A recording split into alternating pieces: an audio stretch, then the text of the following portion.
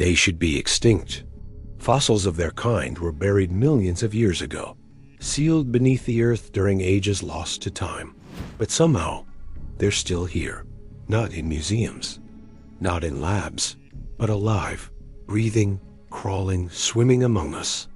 From creatures that watched the dinosaurs die, to living fossils that defy everything we know about evolution. Today, we explore 5 ancient survivors that science can't fully explain. You won't believe number 3. Welcome to iqbites, Mindbenders. Reality isn't what you think. Number 5, Coelacanth. The coelacanth is a strange-looking deep-sea fish with huge fins that look more like limbs than fins. The strangest thing about them is that they're considered to be a living fossil. According to National Geographic, the coelacanth has changed very little over the last 100 million years. In fact, the species we know today hasn't changed much at all since it evolved 140 million years ago. Fossil evidence shows us that the coelacanth was around during the late Devonian period, roughly 360 million years ago. And then nothing. There is a gap of 66 million years between the last Devonian coelacanth and the first Triassic coelacanth fossil. Scientists assumed that the coelacanths went extinct at the end of the Devonian, but a South African fisherman caught one in his net in 1938. Since then, scientists have found fossils of the same species in rocks that are 60 million years old.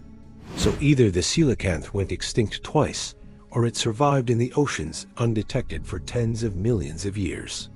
Either way, this particular species should not exist. What's even weirder is that the coelacanth is still evolving. Genetic studies show that the animal is still evolving faster than other bony fish. To make matters even stranger, they don't seem to mind being hunted.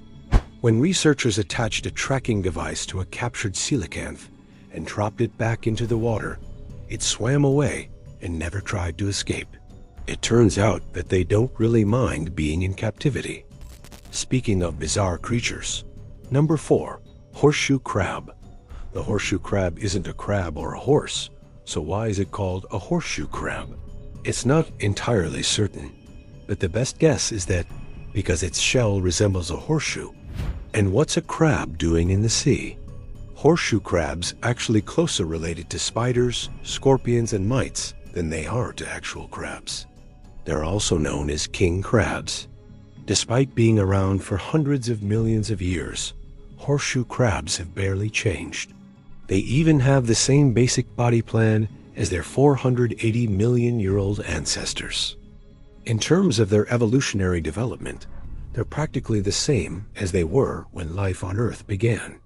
Like the coelacanth, the horseshoe crab has survived several mass extinctions, including the largest mass extinction event in Earth's history, the Permian extinction, which wiped out 90% of all marine and terrestrial species. Horseshoe crabs have bluish blood. Unlike most animals, whose blood is red due to iron-based hemoglobin, horseshoe crabs have copper-based hemocyanin, which gives their blood a blue color. Their blood is also used in modern medicine. Every year, pharmaceutical companies harvest 600,000 pounds of horseshoe crab blood to use in their products. The limulus amoebocyte lysate, or LA, is an extract of the horseshoe crab's blood cells. LAL is used to detect bacteria in drug and medical equipment. Horseshoe crabs can be found in coastal waters of the Pacific Ocean, from Canada down to Mexico, and in the Atlantic Ocean from Maine to Brazil. Due to their hard shells, horseshoe crabs aren't vulnerable to many predators. However, shorebirds such as red knots prey on them. Shorebirds have special beaks and digestive systems that allow them to crack open the crab's shells. And after more than 450 million years of life on Earth, horseshoe crabs haven't evolved much. In fact, they're practically the same as they were when life on Earth began. Number 3, Gingko biloba tree. While the dinosaur roamed the Earth, a ginkgo tree stood tall. In the Jurassic era, these trees reached heights of 50 feet and spread across entire continents. Today, there's only one ginkgo tree left in the world, Ginkgo biloba, commonly known as the maidenhair tree. You won't find any ginkgo forests anymore, just single trees scattered throughout China. In fact, for decades, scientists believed that the ginkgo tree went extinct along with the dinosaurs. Then in 1944, a group of Japanese Buddhist monks discovered a grove of ginkgo trees near a temple in eastern China.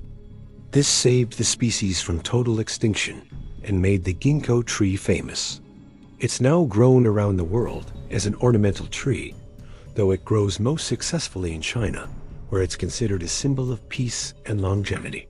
It is sometimes referred to as a living fossil because it is the only surviving member of an ancient group of plants. Some people eat the nuts of the ginkgo tree, though they must be thoroughly cleaned. Otherwise, they could cause vomiting. Even though the ginkgo tree is thousands of years old, it's still used in modern medicine. Extracts of the leaves are used to treat conditions such as memory loss, high blood pressure, and asthma. Number 2. Crocodile. Crocodiles and dinosaurs were contemporaries. In other words, they lived at the same time. Dinosaurs dominated the Earth for over 165 million years before going extinct 66 million years ago. Yet crocodiles have been around for over 200 million years and have seen 3 major mass extinctions. During the late Cretaceous, the age of the dinosaurs came to an end when an asteroid struck the Earth.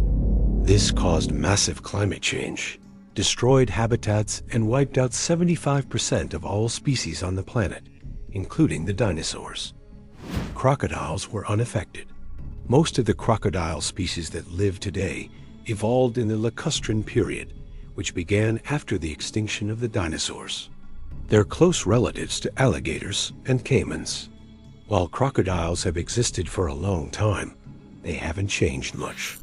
For example, the American crocodile looks pretty much identical to one that we find in the fossil record from 40 million years ago.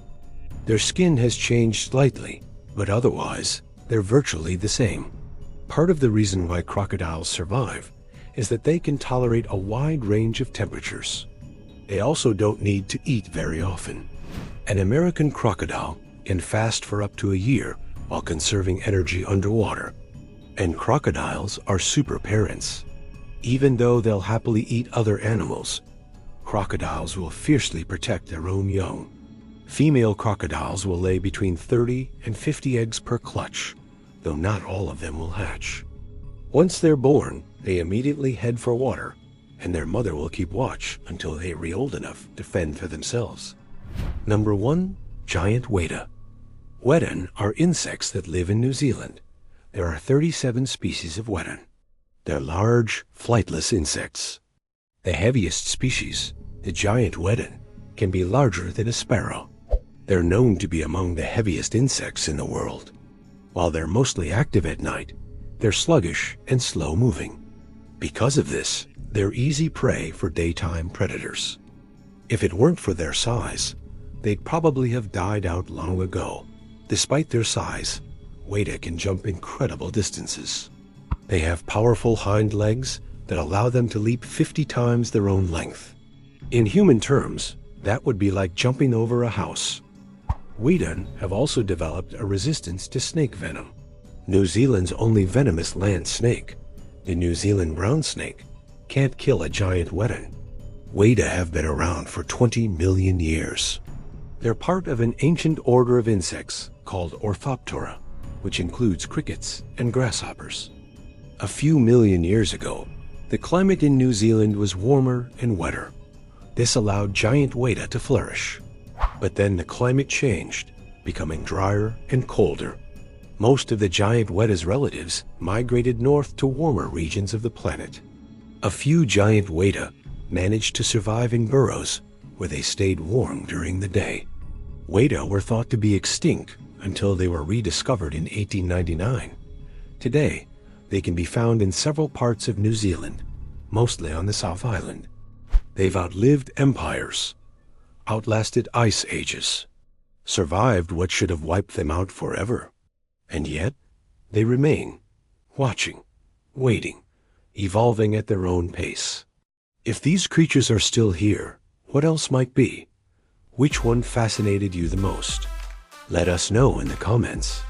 And if you want to keep bending your brain with facts too wild to ignore, subscribe to iqbites. New episodes every week. Always strange. Always real.